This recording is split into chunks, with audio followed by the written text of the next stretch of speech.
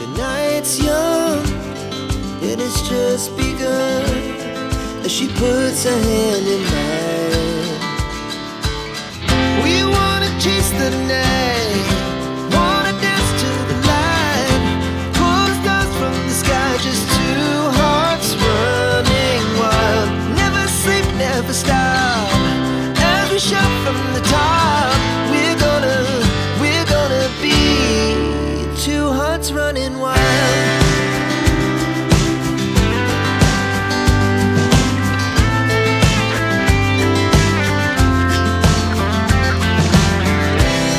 Now the morning is the afternoon.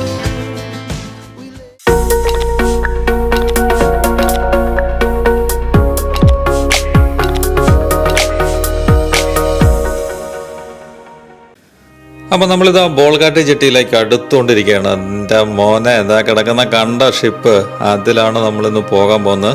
Nefertiti, അതിലാണ് നമ്മളിന്ന് തകർക്കാൻ പോകുന്നത്.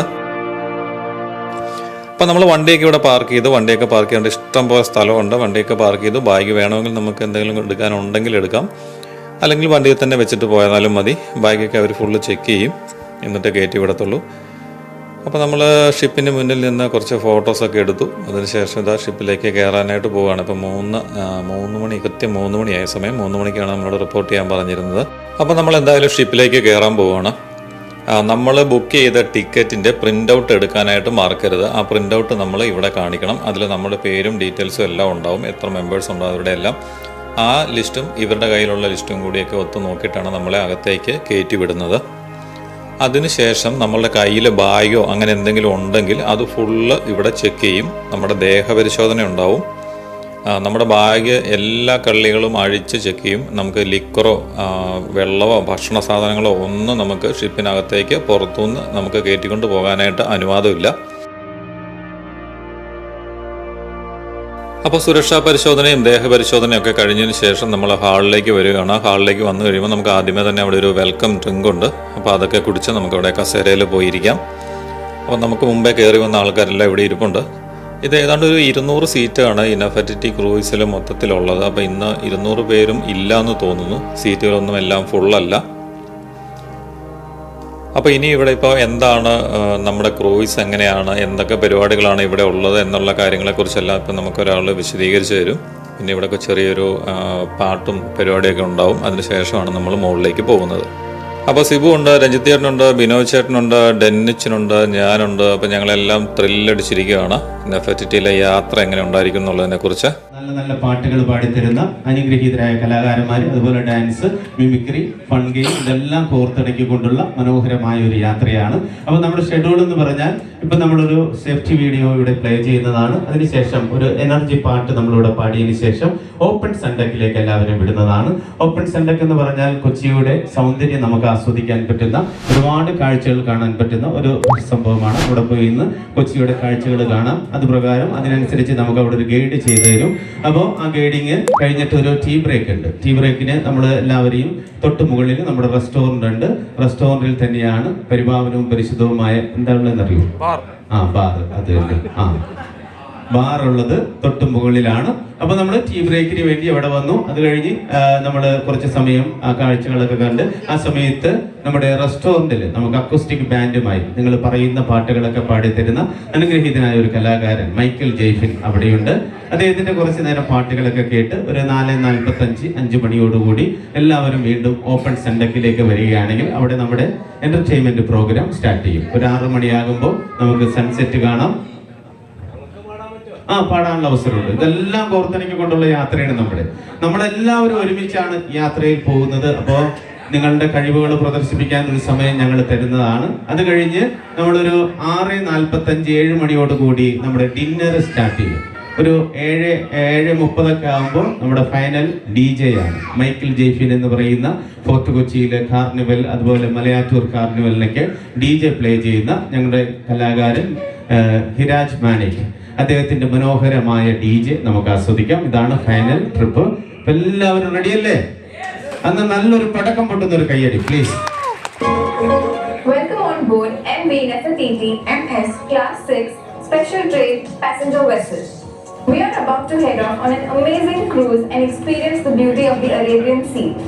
Before we head off, we would like to request you to kindly pay attention to this video for your safety and the safety of your family and friends.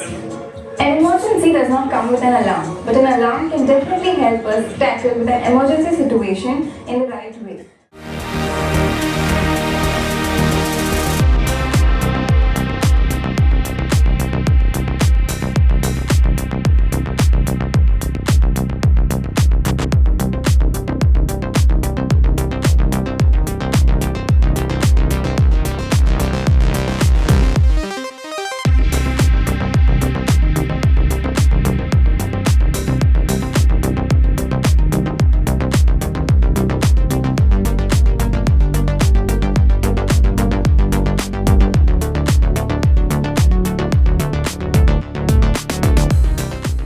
അപ്പോൾ ഏതാണ്ട് ഒരു 200ഓളം പേർക്ക് ഇരിക്കാവുന്ന ഒരു ഹാളാണ് ഇത്.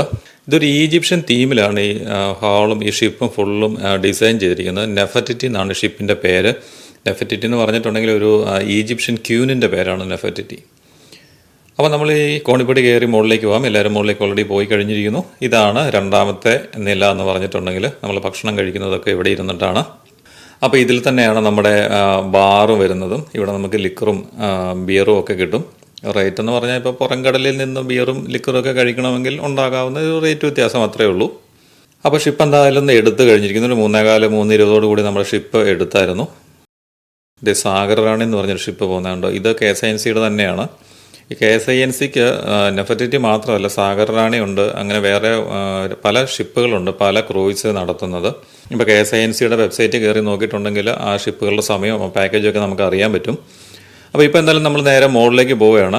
ആ മുകളിൽ കയറി അപ്പർ ഡെക്കിൽ നിന്നിട്ടുണ്ടെങ്കിലാണ് കാഴ്ചകൾ കുറച്ചുകൂടെ കൂടുതൽ നന്നായിട്ട് രണ്ട് സൈഡിലും കാണാൻ പറ്റുന്നത്.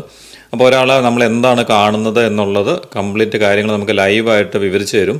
കാണുന്ന കാഴ്ചകൾ, കെട്ടിടങ്ങൾ, അതിൻ്റെ ചരിത്ര പ്രാധാന്യം എല്ലാം.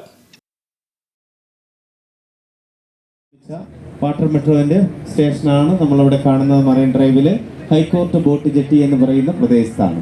ഹൈക്കോർട്ട് ബോട്ട് ജെട്ടി എന്ന ആ പ്രദേശത്തിന് പേര് വരാൻ കാരണം കേരള ഹൈക്കോടതി അതിനോട് ചേർന്ന് നിൽക്കുന്നത് കൊണ്ടാണ്. അപ്പോൾ നമ്മൾ ആ ബട്ടർഫ്ലൈ ബിൽഡിങ്ങിൻ്റെയൊക്കെ പുറകിലായിട്ടാണ് ഇന്ത്യയുടെ ഒരു ഫ്ലാഗ്. കുറച്ചും കൂടി മുന്നിലേക്ക് ചെല്ലുമ്പോൾ അതടുത്ത് കാണാം. ഇന്ത്യയുടെ ഒരു ഫ്ലാഗ് അവിടെ പാറി പറക്കുന്നുണ്ട്. അതാണ് നമ്മുടെ കേരള ഹൈക്കോടതി. കൊച്ചിയിൽ ആദ്യത്തെ ഷോപ്പിംഗ് കോംപ്ലക്സ് ആണ് GCDA കോംപ്ലക്സ്. അതിൻ്റെ ഓപ്പോസിറ്റ് ആയിട്ട് പെൻഡാമേനകയുണ്ട്. എറണാകുളത്ത് തന്നെ മൊബൈൽ ഫോണുകൾ, ഇലക്ട്രോണിക്സ് ഷോപ്പുകൾ, ഇതൊക്കെ നിറഞ്ഞ ഒരു കെട്ടിടമാണ് നമ്മൾ ഈ പറയുന്ന രണ്ട് കോംപ്ലക്സുകളും. അപ്പോൾ മൊബൈൽ ഫോണുകളൊക്കെ ഹോൾസെയിൽ, റീറ്റെയിൽ വിലയ്ക്ക് വാങ്ങാൻ പറ്റുന്ന, വിലക്കുറവിനൊക്കെ വാങ്ങാൻ പറ്റുന്ന പ്രദേശം കൂടിയാണ്. അതുപോലെ പെൻഡാമേനകയോട് ചേർന്നിട്ട് നമുക്ക് എറണാകുളം ബ്രോഡ്വേ ഉണ്ട്. പല ദ്വീപുകളിലും പാലങ്ങളൊക്കെ തന്നെ വന്നു. ഈ പാലങ്ങൾ വരുന്നതിന് മുമ്പ് ഈ പ്രദേശത്തുള്ളവരൊക്കെ ആശ്രയിച്ചിരുന്ന ഒരു ബോട്ട് ജെട്ടിയാണ് നമ്മുടെ ഫ്രണ്ടിലായിട്ട് നമ്മൾ കാണുന്നത്. എറണാകുളം ബോട്ട് ജെട്ടി എന്നാണ് ആ പ്രദേശത്തിന് പറയുന്ന പേര്. നമ്മുടെ KSRTCയുടെ അണ്ടറിൽ വരുന്നതാണ്. അവിടെ കുറെ ബോട്ടുകൾ കിടക്കുന്നത് കാണാം. അപ്പോൾ പാലങ്ങളൊക്കെ ഈ ദ്വീപുകളിലേക്ക് വന്നെങ്കിലും അവിടെയുള്ള ആളുകൾ എറണാകുളവുമായി ബന്ധപ്പെട്ടിട്ട് ജോലി ആവശ്യങ്ങൾക്കൊക്കെ വരുമ്പോൾ ഈ ബോട്ടുകളെ തന്നെ ആശ്രയിക്കാറുണ്ടെന്നുള്ളതാണ്. കാരണം സമയത്തിന് വീട്ടിലെത്തുക എന്നുള്ളതാണ്. നമ്മളൊരു വാഹനത്തിന് എറണാകുളം സിറ്റിക്കുള്ളിൽ നിന്നും എളുപ്പമാർഗം വീട്ടിലേക്ക് എത്തുക എന്ന് പറയുന്നത് വളരെ ബുദ്ധിമുട്ടാണ്. അത്രയും തിരക്കുള്ള ഒരു പ്രദേശമാണ് എറണാകുളം സിറ്റി. അപ്പോൾ അങ്ങനെ നമ്മൾ കാഴ്ചകളൊക്കെ കണ്ട് ഇങ്ങനെ മുന്നോട്ട് പോയിക്കൊണ്ടിരിക്കുകയാണ്. നമ്മൾ ഇതുവരെ കടലിലേക്ക് ഇറങ്ങിയിട്ടില്ല. ഇപ്പോഴും കായലിൽ കൂടെ തന്നെയാണ് പോയിക്കൊണ്ടിരിക്കുന്നത്.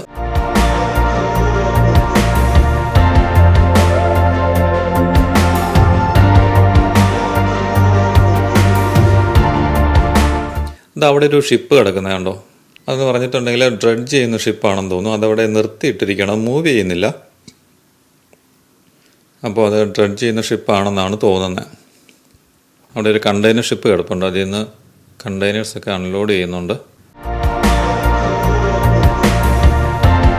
പിന്നെ അത്യാവശ്യം നല്ല വെയിലുണ്ട് കേട്ടോ. അപ്പർ ഡെക്കിൽ നല്ല വെയിലുണ്ട്, നല്ല കാറ്റുമുണ്ട്. ആ സമയം ഇപ്പോൾ ഒരു 3:45 ആയിട്ടേ ഉള്ളൂ. അപ്പോൾ അതിൻ്റേതായിട്ടുള്ള വെയിലുണ്ട്. വെയിൽ പൂർണ്ണമായിട്ടും താഴ്ന്നിട്ടില്ല. ഒരു ഗ്ലാസും തൊപ്പിയൊക്കെ ഉണ്ടെങ്കിൽ നന്നായിരിക്കും.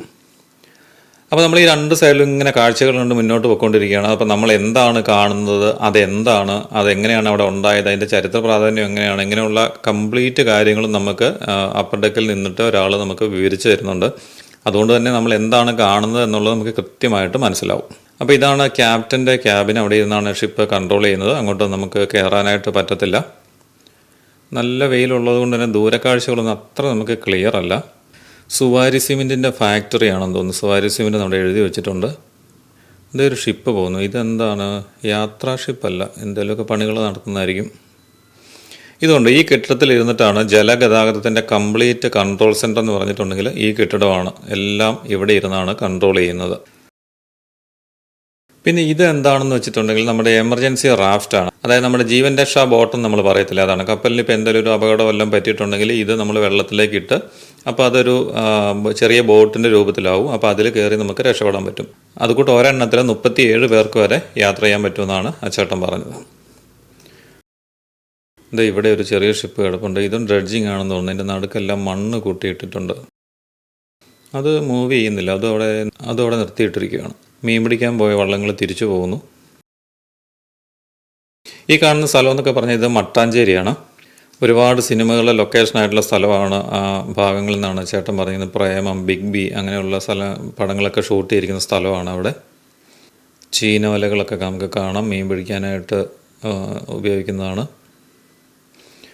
അങ്ങനെ നമ്മളിത് ആ ഫോർട്ട് കൊച്ചിയിലേക്ക് എത്തിക്കണം. ആ കാണുന്ന ഫോർട്ട് കൊച്ചിയാണ്. ഫോർട്ട് കൊച്ചിയുടെ തകർന്ന ഭാഗമാണ് ആ കാണുന്നത്. മീൻ പിടിക്കാൻ പോയൊരു ബോട്ട് ഇതാ തിരിച്ചു പോന്നു. അങ്ങനെ നമ്മളിത് ആ കായലും കടലും കൂടി സംഗമിക്കുന്ന സ്ഥലത്ത് എത്തിയിരിക്കുകയാണ്. നമ്മളങ്ങനെ കടലിലേക്ക് പ്രവേശിക്കുകയാണ്. അപ്പോൾ ഇനി തിരക്കൊക്കെ ചെറിയ വ്യത്യാസം ഉണ്ടാവും. കപ്പലിന് ചെറിയ ചാഞ്ചാട്ടം നമുക്ക് ഫീൽ ചെയ്യും. കാരണം ഈ വെള്ളത്തിൻ്റെ ശക്തി കൂടുന്നതനുസരിച്ച് കപ്പലിന് ചെറിയൊരാട്ടം ഉണ്ടാവും. നടക്കുമ്പോഴൊക്കെ നമ്മളിങ്ങനെ രണ്ടെണ്ണം അടിച്ചിട്ട് നടക്കുന്ന ഒരു ഫീല് നമുക്ക് തോന്നും. അത്യാവശ്യം നല്ല വെയിലുണ്ട്, എന്നാലും കുഴപ്പമില്ല. ഇവിടെ നിന്ന് ഈ കാഴ്ചകൾ ആസ്വദിക്കുക എന്ന് പറഞ്ഞൊരു വ്യത്യസ്തമായിട്ടുള്ളൊരു ഫീലാണ്. ഈ കടലിൻ്റെ ഓളത്തിനനുസരിച്ച് ഷിപ്പിന് വ്യത്യാസം ഉണ്ടാവുമല്ലോ. അങ്ങനെ കാഴ്ചകളൊക്കെ കണ്ടു നിന്ന സമയത്ത് ഒരു അറിയിപ്പ് കിട്ടി, ചായ സ്നാക്സ് റെഡി ആയിട്ടുണ്ടോ എന്നുള്ളത്. അപ്പോൾ നമ്മളാണ് ഏറ്റവും ലാസ്റ്റ് വന്നത്. എല്ലാവരും നേരത്തെ വന്നായിരുന്നു. അപ്പോൾ ക്യൂവിൻ്റെ ഏറ്റവും പുറയിലാണ് നമ്മൾ. ഇവിടെ ചായയുണ്ട്, കാപ്പിയുണ്ട്, ചെറുകടികളുണ്ട്. എല്ലാവരും നേരത്തെ വന്ന് വാങ്ങിച്ചായിരുന്നു. ചായ കാപ്പി വിത്തൗട്ട് എങ്ങനെ വേണേൽ നമുക്ക് കിട്ടും. പിന്നെ സ്നാക്സ് എന്ന് പറഞ്ഞിട്ടുണ്ടെങ്കിൽ സുഗിയനുണ്ട്, പിന്നെ ഒരു ബിസ്ക്കറ്റും ഉണ്ട്. അതാണ് നമ്മുടെ ലഘുഭക്ഷണം. അപ്പോൾ ഞാനൊരു കാപ്പി പറഞ്ഞു. കാപ്പി, സുഗിയൻ, ഒരു ചെറിയ ബിസ്ക്കറ്റും. ബിനോയ് ചേട്ടനും രഞ്ജിത്ത് ചേട്ടനും സിബുവും ഡെന്നിയും എല്ലാവരും ചായ കുടിച്ചുകൊണ്ടിരിക്കുകയാണ്. എൻ്റെ ഇൻറ്റീരിയർ കണ്ടോ, എന്ത് രസമല്ലേ കാണാനായിട്ട്.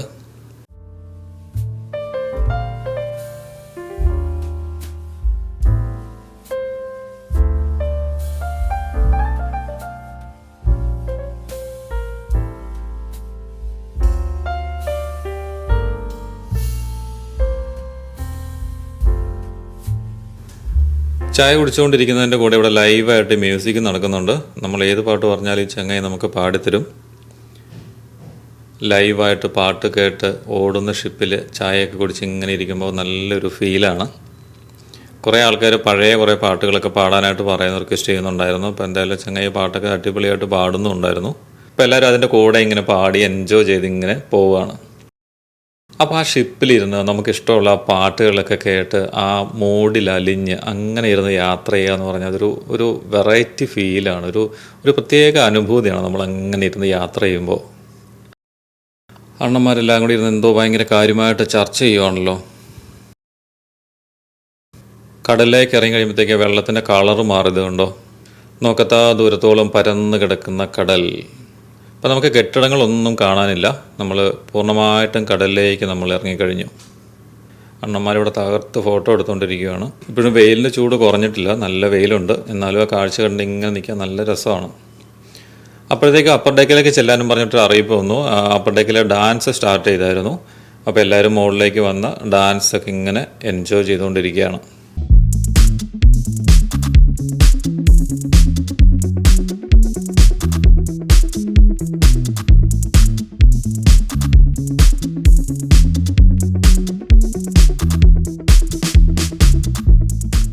അപ്പോ ചോദ്യം ഇതാണ്, മരണം വരെ സുന്ദരിയായിരിക്കുവാൻ എന്ത് ചെയ്യണം? സുന്ദരി എന്ന് പേരിട്ടാൽ മതി. കടന്നു വരും, നല്ലൊരു കയ്യടി കൊടുക്കാം. അടുത്ത ചോദ്യം സിമ്പിൾ ആയിട്ടുള്ള ഒരു ചോദ്യമാണ്. അടുത്തത്, ജനനം കടലിൽ, മരണശേഷം അമ്പലത്തിൽ. എന്താണ് വസ്തു? ജനിച്ചത് കടലിലാണ്, ഏതാ? ശംഖ് ആദ്യം പറഞ്ഞതാരാ? വരും. അപ്പോൾ രണ്ടുപേർക്ക് നമ്മളൊരു സമ്മാനം കൊടുക്കാൻ പോവാണ്. എന്താണ് പേര്? സെബാസ്റ്റ്യൻ. എവിടെ നിന്ന് വരുന്നത്? ചാലക്കുടി. അപ്പോൾ സെബാസ്റ്റ്യൻ ചേട്ടൻ കൊരട്ടി അല്ലേ? പേരെന്താണ്? അനിൽകുമാർ. എവിടെ നിന്ന് വരും? പത്തനംതിട്ടയുള്ള അനിൽകുമാർ ഏട്ടനാണ്. അപ്പോൾ രണ്ടാമത്തെ ഉത്തരം പറഞ്ഞ് വന്നിരിക്കുന്നത്. അപ്പോൾ ഇവർക്ക് രണ്ടുപേർക്ക് നമ്മളൊരു സമ്മാനം. ഇവരെ കൊണ്ടുവന്ന ആളാണോ? ഓക്കെ. താഴെ ബാറുണ്ട്, ഇവിടെ ആട്ടം ഉണ്ടെന്ന് ഞാൻ നേരത്തെ പറഞ്ഞായിരുന്നു. ബാറിൽ പോയിട്ടല്ല, ആരും തെറ്റിദ്ധരിക്കണ്ട. അപ്പൊ ഇവർക്ക് നമ്മളൊരു ഗിഫ്റ്റ് കൊടുക്കണേക്ക് മുമ്പ് ഞാൻ പറയണോട്ടൊന്നും പെട്ടെന്ന് പറഞ്ഞാൽ മതി. ചമ്പക്കര തങ്കപ്പൻ. ചമ്പക്കര തങ്കപ്പൻ. അങ്ങനല്ല, ചമ്പക്കര തങ്കപ്പൻ. ഇതൊന്ന് തിരിച്ചു പറയാ. തങ്കപ്പൻ ചമ്പക്കര. ചമ്പക്കര തങ്കപ്പൻ. പെട്ടെന്ന് പറയാം. ചമ്പക്കര തങ്കപ്പൻ.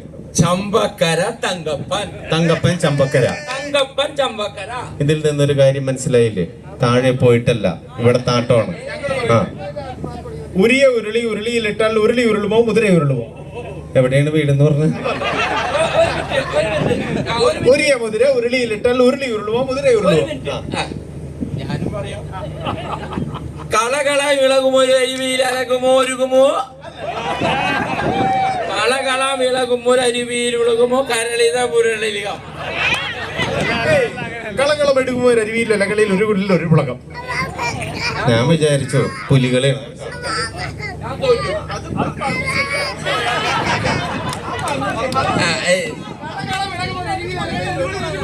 കളകള വിളകുമോ അരുവിയിൽ ഒരു മുറ കളകള. ഇത് എഴുതി തന്നിട്ട് പോയാൽ മതി. നാളെ വരുന്നവരോട് നമുക്ക് ചോദിക്കാമല്ലോ. ഞാൻ എഴുതി ഒരുപാട് കണ്ടിട്ടുള്ളതാണെന്നാണ് പറയുന്നത്. എന്തായാലും നമ്മൾ ഇവരെ കൂടുതലായിട്ടൊന്നും പറയുന്നില്ല. ഒരു സമ്മാനം കൊടുത്തു വിടണതാണ് നല്ലത്. കാരണം പുലികളാണ് ഇന്ന് ഇവിടെ കിട്ടിയത്. അപ്പൊ നമ്മൾ ഇവർക്ക് കൊടുക്കുന്നത് വെള്ളിയുടെ കളറുള്ള ഓരോ പേരാണ്. ഇതൊരു മാജിക് പേനയാണ്. ഈ പേനയുടെ പ്രത്യേകത എഴുതി കഴിഞ്ഞാൽ തെളിയും, അത്രേ ഉള്ളൂ. സമ്മാനം ചെറുതെന്ന് നോക്കണ്ട. ഇത് കിട്ടുക എന്ന് പറഞ്ഞാൽ ഇത്രയും പേരുണ്ടായിട്ട് നിങ്ങൾക്ക് രണ്ടുപേർക്കാണ് കിട്ടിയത്. അത് വലിയൊരു സന്തോഷം. അതെ. പിന്നെ ധൈര്യമായിട്ട് എഴുതാം. ഓക്കെ. അപ്പോ ഇനി നമ്മൾ അടുത്ത ഒരു ഷെഡ്യൂൾ എന്ന് പറഞ്ഞു കഴിഞ്ഞാൽ വെറുതെ ഇങ്ങനെ ഇരുന്ന് പോകുന്നതല്ല. നമ്മളിപ്പോ തിരിഞ്ഞു നോക്കുമ്പോൾ കരയൊന്നും നമുക്ക് കാണാൻ പറ്റുന്നില്ല എന്നുള്ളതാണ്. അപ്പൊ എല്ലാവരും ഒന്ന് എഴുന്നേറ്റ് വരൂ. നമുക്കിവിടെ ഷിപ്പിൽ യാത്ര ചെയ്യുമ്പോൾ ഒരു ഫീലിങ്സ് ഉണ്ട്. അതെന്താണെന്നൊന്ന് അറിയാൻ വേണ്ടിയിട്ടാണ്. എല്ലാവരും ഒന്ന് എഴുന്നേറ്റ് വരും പ്ലീസ്.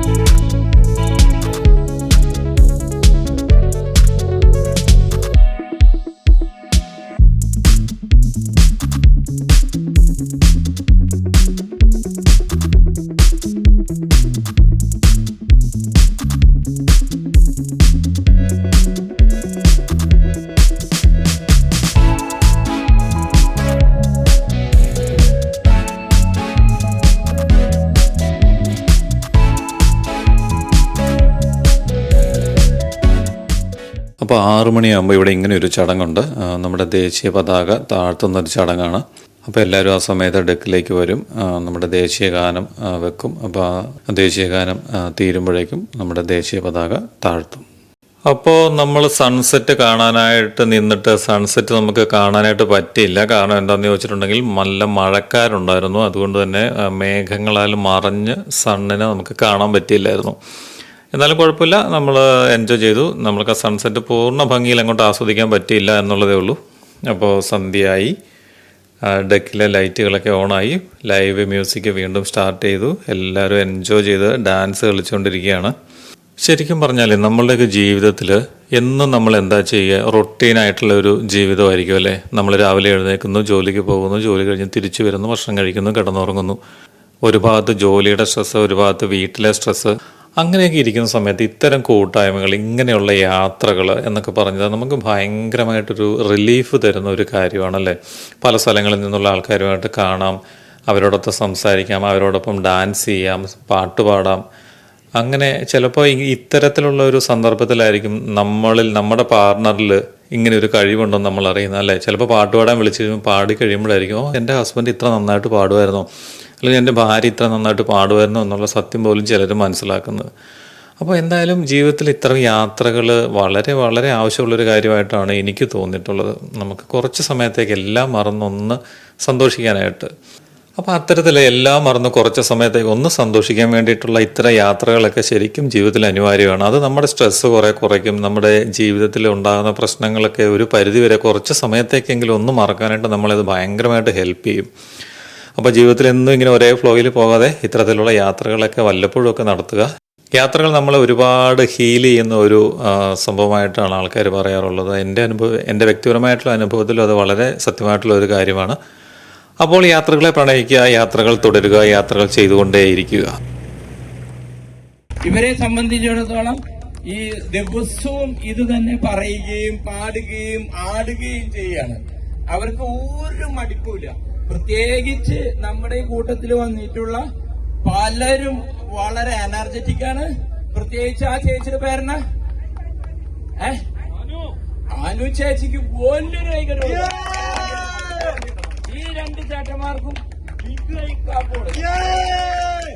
എന്നെ തോപ്പിച്ചു കളഞ്ഞു. സാധാരണ നിലയ്ക്ക് എന്നെ നുണ പറഞ്ഞാൽ മാത്രം തോപ്പിക്കാൻ പറ്റും.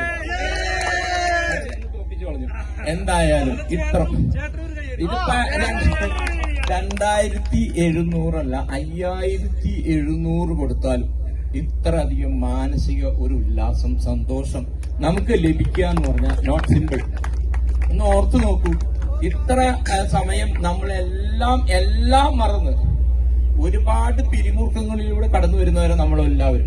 പക്ഷെ ഈ സഹോദരങ്ങളുടെ സംസാരത്തിലൂടെയും പാട്ടിലൂടെയും ഡാൻസിലൂടെയും ഒക്കെ നമ്മളെ വളരെയധികം ചിരിപ്പിച്ചു, സന്തോഷിപ്പിച്ചു. അവർക്ക് 100,000 നന്ദി. അതോടൊപ്പം തന്നെ ഇന്ന് ഈ ഷിപ്പിൽ വന്നിട്ടുള്ള എല്ലാവരും വളരെ തിമർത്ത് ആടുന്നവരാണ്. ഒരിക്കലും മാറി നിൽക്കുന്നവരല്ല. കോലഞ്ചേരി, കൊരട്ടി, ചാലക്കുടി ഇങ്ങനെയുള്ള പ്രദേശം. എന്റെ ദൈവമേ, മാള എന്ന് പറഞ്ഞ ഓ യെസ്, ഞാനൊക്കെ ചെറുപ്പത്തില് മാളാരവിന്ദന്റെ വാൾ പോസ്റ്റ് കണ്ട ചുമ്മാ ചിരിക്കുന്നവനാ ഞാൻ. യെസ്. അപ്പൊ എല്ലാവർക്കും ഇതില് വന്നിട്ടുള്ളവര് വ്യത്യസ്ത രാജ്യങ്ങളിൽ ജോലി ചെയ്യുന്നവരുണ്ട്. അവിടെയൊക്കെ അമേരിക്ക, ഓസ്ട്രേലിയ, ഇംഗ്ലണ്ട്, എന്തിനു പറയണം, യൂറോപ്യൻ, ലാറ്റിൻ അമേരിക്കൻ, എല്ലാ ഗൾഫ് മേഖലകളിലൊക്കെ ജോലി ചെയ്യുന്നവരുണ്ട്. പക്ഷെ അവര് ഉള്ളു തുറന്ന് ചോദിച്ചാൽ ഇത്ര അധികം സന്തോഷിച്ചിട്ടുള്ള ഒരു നിമിഷം ഉണ്ടോ എന്ന് ചോദിച്ചാൽ ഇല്ല എന്ന് ഉണ്ട് എന്ന് പറയണേ നുണ പറയാം. അപ്പൊ എല്ലാവർക്കും നന്ദി പറയുന്നു. ഒപ്പം 30 കൊല്ലം മുമ്പ് ഞാൻ എഴുതി അഭിനയിച്ച നാടകത്തിലെ ഒരു ഡയലോഗ് ഞാൻ അവിടെ പറയും. പക്ഷെ നിങ്ങൾ പലരും കേട്ടിട്ടുണ്ടാവാം, അതെന്റെ കുറ്റല്ല. പക്ഷെ അതൊന്നും യാദൃശ്ചികമായിട്ട് നിങ്ങൾക്ക് അതിന് സാമ്യം തോന്നുന്നുണ്ടാവും. പക്ഷെ അതൊന്നും റിയൽ അല്ല. 30 വർഷങ്ങൾക്ക് മുന്നാടി ഞാൻ എഴുതി അഭിനയിച്ച നാടകത്തിലെ ഒരു ഡയലോഗ് ഞാൻ പറയാം. നിങ്ങൾക്ക് ഇഷ്ടമായെങ്കിൽ കൈയടിക്കണേ. Okay, are you ready? Yes. യൂദയ രാജ്യത്തിലെ ഏത് പെൺകുട്ടിയെയും നിനക്ക് സ്വന്തമാക്കാം. എന്റെ മകളെ ഒഴികെ അവളെ നീ മറക്കുക.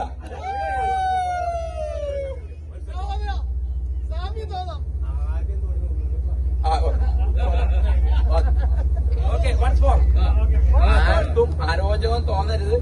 അറിവില്ല, കഴിവില്ല, പൈതലായിട്ട് എന്നെ കാണണേ. Okay, are you ready? യൂത ഹൃദയ രാജ്യത്തെ ഏത് പെൺകുട്ടിയെയും നിനക്ക് സ്വന്തമാക്കാം. എന്റെ മകളെ ഒഴികെ അവളെ നീ മറക്കുക. മറക്കാൻ തയ്യാറാണെന്ന് ഈ ലോകം കേൾക്കെ വിളിച്ചു പറയുക. അതല്ല നിന്റെ ഭാവമെങ്കിൽ രാജനീതിയുടെ ഗഡ്ഗമേറ്റ് നിന്റെ ശിരസിയുടെ പിടഞ്ഞു വീഴും. ആ ശബ്ദത്തിലേക്ക് ഒന്ന് കിടക്കുകയാണ്. വൈബ്രേഷനിൽ കിടക്കുന്ന ഒരു മൊബൈൽ ഫോൺ.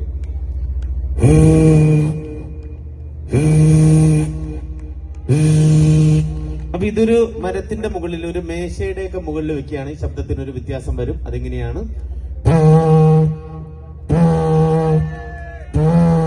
അപ്പൊ നമ്മള് നമ്മുടെ വീട്ടിലൊക്കെ നായക്കുട്ടീനെ വളർത്താറുണ്ട്. പരിചയമില്ലാത്ത ആളുകളെ കാണുമ്പോൾ പ്രതികരിക്കുന്നത് ഇങ്ങനെയാണ്.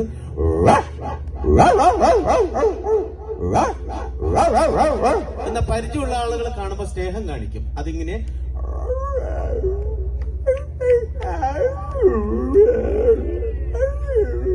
രാത്രി സമയമാകുമ്പോ ഇവൻ ഉറക്കം വരും.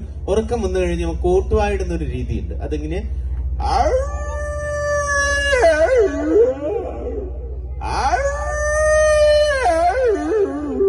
ഇനി ഈ ശബ്ദം കേട്ടിട്ട് ഒരു കായലിന്റെ, ഒരു പുഴയുടെ അക്കരെ നിന്ന്, ദൂരെ നിന്ന് കേൾക്കുന്ന ഒരു നായക്കുട്ടി.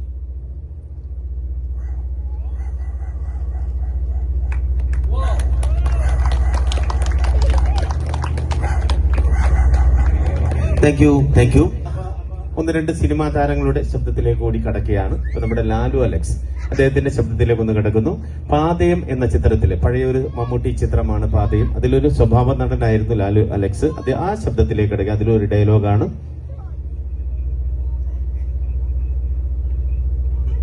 ചന്ദ്രദാസ് അല്ലേ? ഞാൻ ഡോക്ടർ ഹരികുമാര മേനോൻ. ഇതെന്റെ കസിന അനിത. അനിതയ്ക്ക് മനസ്സിലായില്ലേ ചന്ദ്രദാസിനെ? ഈയുടെ മാതൃഭൂമിയിലൊന്നൊരു കവിതയെ കുറിച്ച് ഞാൻ പറഞ്ഞില്ലേ? ആ കവിത എഴുതി Chandradasa. Sorry for the trouble, I beg your mercy. എനിക്ക് അവകാശപ്പെട്ടതെല്ലാം ഓരോന്നായിട്ട് താൻ തട്ടിയെടുക്കുകയായിരുന്നു. ആദ്യം അനിത, ഇപ്പതാ മോളും. വിത്തിൻ 24 hours, 24 മണിക്കൂറിനുള്ളിൽ താൻ എനിക്ക് അവളെ വിട്ടു തന്നില്ലെങ്കിൽ ഞാനിവിടെ കിടന്ന് ഇടിച്ച് നല്ല വിളിക്കേ. Thank you. നമ്മുടെ ജോയി ചേട്ടന്റെ ഒരു മിമിക്രി അല്ലേ? സുഹൃത്തുക്കളെ, ഞാൻ ആദ്യമേ മിമിക്രി ഇവിടെ അവതരിപ്പിക്കും. അപ്പൊ നിങ്ങൾക്ക് ആ അവതരിപ്പിച്ചത് ആരുടെ സൗണ്ടാണ് എന്ന് തിരിച്ചറിഞ്ഞ് നിങ്ങൾ റെസ്പോൺസ് ചെയ്താൽ ഞാൻ ധന്യനായി. ഓക്കെ? സമ്മാനമുണ്ട്. ആദ്യത്തെ ആള് ഫസ്റ്റ്. അപ്പൊ നിങ്ങള് ശ്രദ്ധിച്ച് ഈ ചെറിയ കലാകാരനെ നിങ്ങൾ ഉയർത്തണം. അപ്പൊ ഞാൻ ആദ്യമേ സൗണ്ട് എടുക്കും. അപ്പൊ കൊച്ചുമക്കളോ ആരെങ്കിലൊക്കെ ആ സൗണ്ട് തിരിച്ചറിഞ്ഞ് അത് ഏതാണെന്ന് പറഞ്ഞാൽ ഞാൻ ധന്യനായി. ഓക്കെ?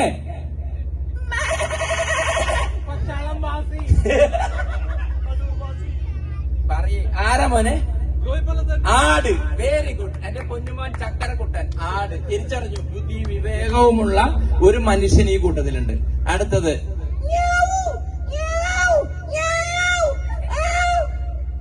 പൂച്ച. ബുദ്ധിയും ബോധമുള്ള വേറൊരു മനുഷ്യനും കൂടി ഇതിലുണ്ട്.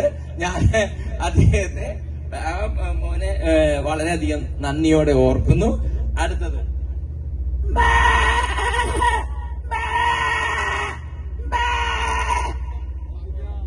അതന്നെ പശുക്കുട്ടി. ആ കൊച്ചു തിരിച്ചറിഞ്ഞു. നന്ദി, നമസ്കാരം.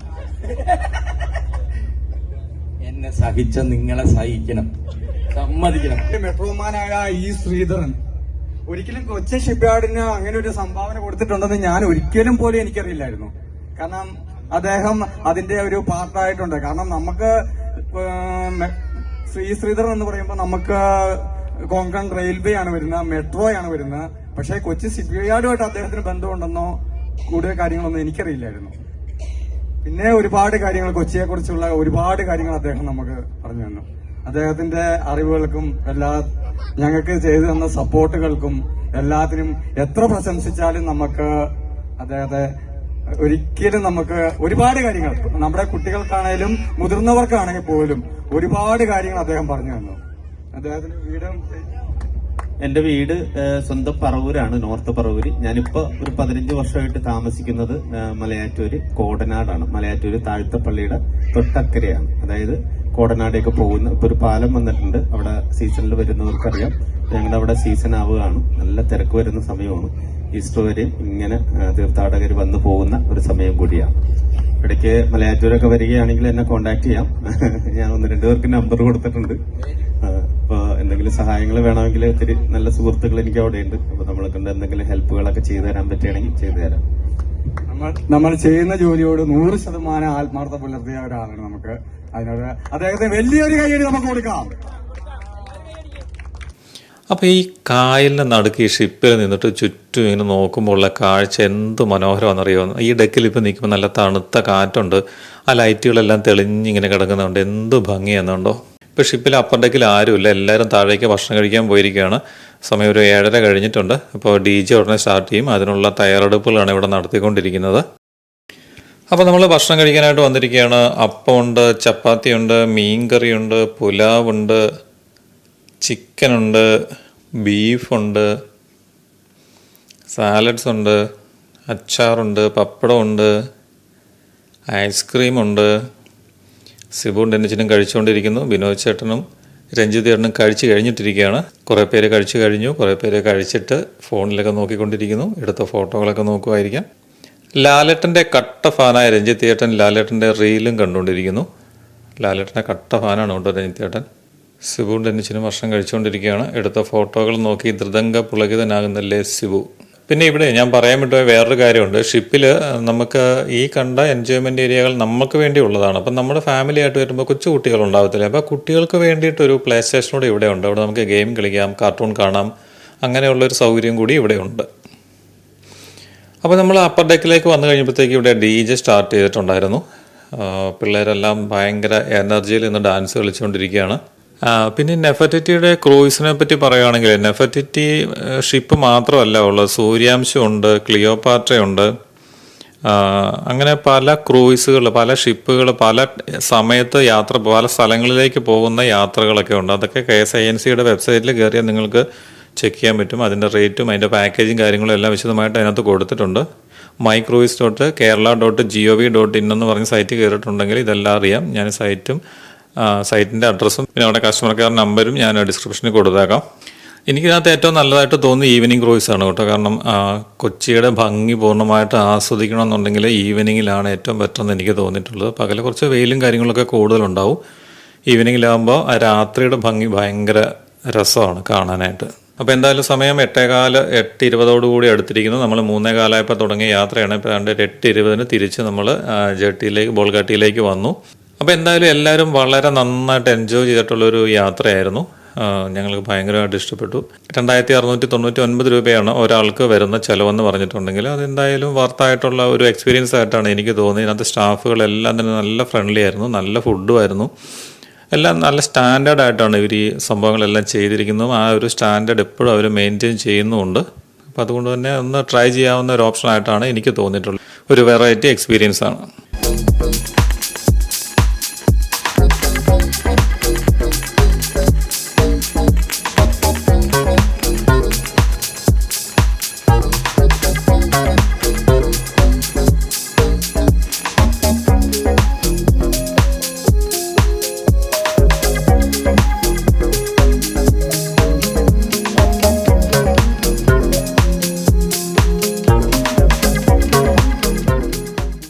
അപ്പോൾ എന്തായാലും നമ്മൾ ജെട്ടിയോട് അടുത്തുകൊണ്ടിരിക്കണമുണ്ടോ, ഇഷ്ടംപോലെ പാർക്കിംഗ് സ്പേസാണ്, എത്ര വണ്ടി വേണമെങ്കിലും പാർക്ക് ചെയ്യാം. എന്താ അവിടെ ഷിപ്പ് അവർ പിടിച്ച് കയറിട്ട് കെട്ടുവാണെന്ന് തോന്നുന്നു. അപ്പോൾ എന്തായാലും നമ്മുടെ യാത്ര ഇവിടെ അവസാനിച്ചിരിക്കുകയാണ്. അപ്പോൾ എന്തായാലും യാത്രകൾ നിങ്ങളും ചെയ്യുക. ഇത്തരത്തിലുള്ള മനസ്സിന് സന്തോഷം തരുന്ന യാത്രകൾ നമ്മളുടെ ജീവിത യാത്രയിൽ മുന്നോട്ട് പോകുന്നതിനുള്ള ഒരു എനർജി കൂടിയാണ് നമുക്ക് കിട്ടുന്നത്. അതുകൊണ്ട് ഇടയ്ക്കിടയ്ക്കൊക്കെ ഇത്തരം യാത്രകൾ പോവുക, എൻജോയ് ചെയ്യുക, സന്തോഷമായിട്ടിരിക്കുക. അപ്പോൾ എന്തായാലും പുതിയൊരു വീഡിയോയുമായിട്ട് അടുത്ത എപ്പിസോഡിൽ നമുക്ക് കാണാം.